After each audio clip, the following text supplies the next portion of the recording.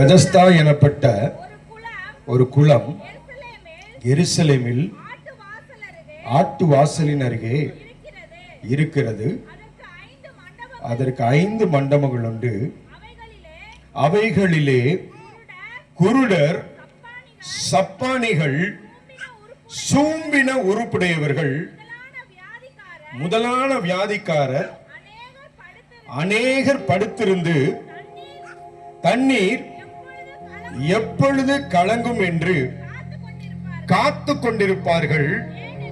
ஏனெனில் சில சமயங்களில் தேவதூதன் ஒருவன் அந்த குளத்தில் இறங்கி தண்ணீரை கலக்குவான். தண்ணீர் கலங்கின பின்பு யார் முந்தி அதில் இறங்குவானோ அவன் எப்பேற்பட்ட வியாதியஸ்தனாயிருந்தாலும் சொஸ்தமாவான். 38 வருஷம் வியாதி கொண்டிருந்த ஒரு மனுஷன் அங்கே இருந்தான். படுத்திருந்த அவனை இயேசு கண்டு அவன் வெகு காலமாய் வியாதியஸ்தன் என்று அறிந்து அவனை நோக்கி, சொஸ்தமாக வேண்டும் என்று விரும்புகிறாயா என்று கேட்டார். எனக்கு அன்பான தேவனுடைய பிள்ளைகளே, ஒரு 50 வயது மதிக்கத்தக்க தகப்பனும் 25 வயது மதிக்கத்தக்க ஒரு வாலிப மகனும் ரயில் நிலையத்திற்கு கடந்து செல்லுகிறார்கள். ரயில் நிலையத்தில் தன்னுடைய சொந்த ஊருக்கு போகும்படிக்கு தங்களுடைய இருக்கையில போய் தங்களுடைய சீட்ல போய் அவங்க உட்கார்றாங்க. மகனுக்கு வயசு 25, அப்பாவுக்கு வயசு 50. ஆனா இந்த மகனுடைய நடவடிக்கை எல்லாம் பாத்தீங்கன்னா ஒரு 3 வயசு குழந்தை மாதிரி. ட்ரெயின்ல ஏறி உட்கார்ந்தோடனே அப்பாவை கூப்பிட்டு சொல்றான், அப்பா அங்க பாருங்க மனுஷங்களாம் நடந்து போறாங்கன்னே அப்பாவுக்கு சந்தோஷம் தாங்கல. ஆமா மகனே கை தட்டி மனுஷங்களாம் நடந்து போறாங்க, வெரி குட் அப்படிங்கிறாரு. உடனே எதிர்த்த சீட்ல ஒரு புருஷனும் மனைவியும் உட்கார்ந்து இருக்கிறாங்க, புதுசா கல்யாணமானவங்க. ஐயோ 2 பைத்தியங்களுக்கு நடுவுல நம்ம மாட்டிக்கிட்டோமே அப்படின்னு சொல்லி பயந்து போய் அவங்கள ஒரு மாதிரி பார்த்துக்கிட்டே இருக்கிறாங்க. கொஞ்ச நேரத்துல ட்ரெயின் கிளம்பிடுச்சு. ட்ரெயின் ஸ்டேஷனை விட்டு வெளியில வந்துருச்சு. மரமெல்லாம் எதிர் திசையில போய்கிட்டே இருக்குது. இந்த மகன் சொல்றான், அப்பா மரமெல்லாம் எதிர் திசையில போகுதுன்னு. அப்பா ஆமாப்பா ஆமாப்பான்றாரு. ஐயோ 2 பேருக்கு இடையில நல்லா சிக்கிக்கிட்டோம், ஏதோ பிரச்சனை வந்தா நம்ம எப்படி தப்பிக்கிறதுன்னு 2 பேரும் பயந்து போய் உட்கார்ந்து இருக்கிறாங்க. கொஞ்ச நேரத்துல மழை பெய்யுது. மகன் என்ன பண்றான், கையை வெளியில விட்டு தண்ணியை கையில பிடிச்சு அப்பா கிட்ட கொண்டு வந்து காட்டி சொல்றான், அப்பா தண்ணிப்பா அப்படிங்கிறான். அப்பாவுக்கு கண்ணெல்லாம் கண்ணீர் நிரம்பிடுது. ஐயோ தண்ணி மகனே, வெரி குட் வெரி குட்னே.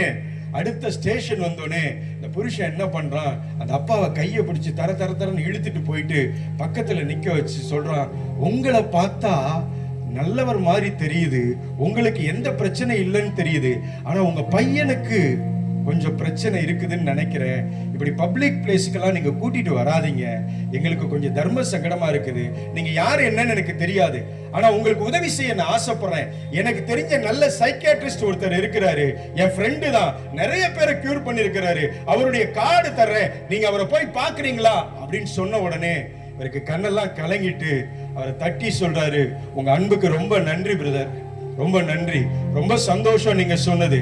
ஆனா உங்களுக்கு ஒண்ணு தெரியுமா, நீங்க எதிர்பார்க்கிற மாதிரிதான் என் பையனை நான் மருத்துவமனையில இருந்தா கூட்டிட்டு வர்றேன். ஆனா நீங்க நினைச்ச மாதிரி அது மனநல மருத்துவமனை அல்ல, கண் மருத்துவமனை. 25 வருஷமா என் பையனுக்கு பார்வையே இல்லைங்க. இப்பதான் முதல்ல கண்ணு கிடைச்சு அவன் பார்வை கிடைத்து உலகத்தை முதலா பார்க்கிறாங்க. அவன் உலகத்துல ரசிக்கிற ஒவ்வொரு விஷயத்தையும் பார்க்கும்போது என் உள்ளம் எவ்வளவு ஆனந்தப்படுகிறது தெரியுமா என்று சொன்னவுடன் he was speechless. அவனால் பேச முடியவில்லை, அமைதியாய் போய் உட்கார்ந்து கொண்டான். எனக்கு அருமையான தேவனுடைய பிள்ளைகளே, எனக்கு அருமையானவர்களே, இந்த சத்தத்தை கேட்டுக் கொண்டிருக்கிற யாராக இருந்தாலும் சரி, உன்னுடைய பிரச்சனை உன் எதிர் சீட்ல இருக்கிறவனுக்கு தெரியாது, உன்னுடைய பிரச்சனை உன் பக்கத்து சீட்ல இருக்கவங்களுக்கு தெரியாது, உன்னுடைய பிரச்சனை உன் பக்கத்து வீட்டுக்காரவங்களுக்கு தெரியாது, ஏன் உன் குடும்பத்துல இருக்கிறவங்களுக்கு கூட உன்னுடைய முழு பிரச்சனையும் உன்னால் சொல்ல முடியாது. ஆனால் உன்னுடைய முழு பிரச்சனையும் அறிந்து கொண்ட ஒருவர் உன்னை நேசிக்கிற இயேசு கிறிஸ்து, அவர் உயிரோடு இருக்கிறார், அவர் உன் பக்கத்தில் இருக்கிறார். உன்னை நேசிக்கிறதற்காகவே இந்த உலகத்தில் வந்த அவர் உன்னோடு கூட தான் வாசம் பண்ணி கொண்டிருக்கிறார். உன் வாழ்க்கையில இன்னைக்கு இந்த இடத்திற்கு வந்து உட்கார்ந்து இருக்கிற உன்னை பார்த்து சொல்றேன், உன் வாழ்க்கையில இதுவரைக்கும் நீ ஜீவனோடு இருப்பதற்கு காரணம், இதுவரை இதுவரைக்கும் நீ பலனோடு இருப்பதற்கு காரணம், இதுவரைக்கும் நீ அநேகருக்கு முன்பாக அவமானங்களை கடந்து நின்ற போதும் நீ மறிக்காமல் இருப்பதற்கு காரணம், நீ நல்லவள் என்பதற்காக அல்ல, நீ நல்லவன் என்பதனால் அல்ல. அவர் நல்லவராய் இருக்கிறபடினால், அவர் நல்லவராய் இருக்கிறபடினால், அவர் இரக்கமுள்ளவராய் இருக்கிறபடினால், அவர் கிருபையுள்ளவராய் இருக்கிறபடினால் அவர் இன்று உன்னை ஜீவனோடு உட்கார வைத்திருக்கிறார். எத்தனை சொந்தக்கார உன்னை பத்தி என்னெல்லாம் பேசினாங்க, எத்தனை பேர் நீ நல்லா இருக்க கூடாது நினைச்சாங்கன்னு உனக்கு தெரியாது. அவர்கள் கண்களுக்கு முன்பாக இந்த 2026 வருஷம் பிப்ரவரி மாதத்தில் உன்னை நன்றாய் நிப்பாட்டி இருப்பது வேறு யாரும் அல்ல, உன்னை இந்த உலகத்தில் உண்மையாய் நேசிக்கிற ஒருவர் ஜீவனோடு இருக்கிறார். அவர் தான் ஐயா உனக்காக இன்றும் பேசிக் கொண்டிருக்கிறார். அவர் தான் உனக்காக இன்றும் யுத்தம் செய்து கொண்டிருக்கிறார். அவரை போல் இந்த உலகத்தில் ஒரு தங்கமான, அவரை போல் உன்னை நேசிக்க, அவரை போல் உன்னால் பாசம் வைக்க, அவரை போல் உன்னை சுமக்க இந்த உலகத்தில் ஒரு உறவு கூட இல்லை ஐயா. எல்லா உறவுக்கும் மேலாக எத்தனை ராத்திரி நீ கண்ணீர் வடித்துக் கொண்டிருக்கிறாய், எத்தனை ராத்திரி நீ கண்ணீரோடு அமர்ந்திருக்கிறாய். உன் கண்ணீர் உன் பக்கத்து பெட்ல படுத்திருக்கிற உன் சொந்த ரத்தத்துக்கு தெரியல, ஆனால் உன் கண்ணீரை அறிந்த ஆண்டவர் இன்று உன்னை ஜீவனோடு வைத்திருக்கிறார் ஐயா. ஏன் வைத்திருக்கிறார்? முதல் காரணம், அவருக்கு உன்னை ரொம்ப பிடிக்கும். அவருக்கு உன்னை ரொம்ப பிடிக்கும். இந்த உலகத்துல யாருக்கு உன்னை பிடிக்குதோ இல்லையோ, அவருக்கு உன்னை ரொம்ப பிடிக்கும். அவர் உனக்கு மார்க் போடுறவர் அல்லையா, அவருடைய நேசத்தை வைத்து உலகம் உனக்கு மார்க் போடும். அந்த அளவிற்கு அவருக்கு உன்னை பிடிக்கும். உன் மேல யார் என்ன கருத்து வேணாலும் சொல்லலாம், உன் சுபாவத்தை வச்சு என்ன கருத்து வேணாலும் சொல்லலாம். ஆனா என் ஆண்டவர் உன்னை கருத்து சொல்வதற்காக அழைக்கவில்லை, உன் மேல கருத்து சொல்வதற்காக அழைக்கவில்லை. அவர் உன்னை அழைத்தது உன்னை பத்திரமாய் மீட்டெடுக்க, உன்னை நன்றாய் வாழ வைக்க. இன்னும் அதிகமா சொல்லணும், நான் ஜீவனுள்ள தேவன் என்பதை இந்த உலகம் பார்க்க வேண்டும் என்பதற்காக அவர் உன்னை தெரிந்து கொண்டிருக்கிறார். உன்னை கைய பிடிச்சு அவர் உன்னை எப்படி வாழ வைக்கிறாரோ அதை வச்சுதான் இந்த உலகத்தில் அவர் யாருங்கிறத எல்லாரும் தெரிந்து கொள்ள முடியும்.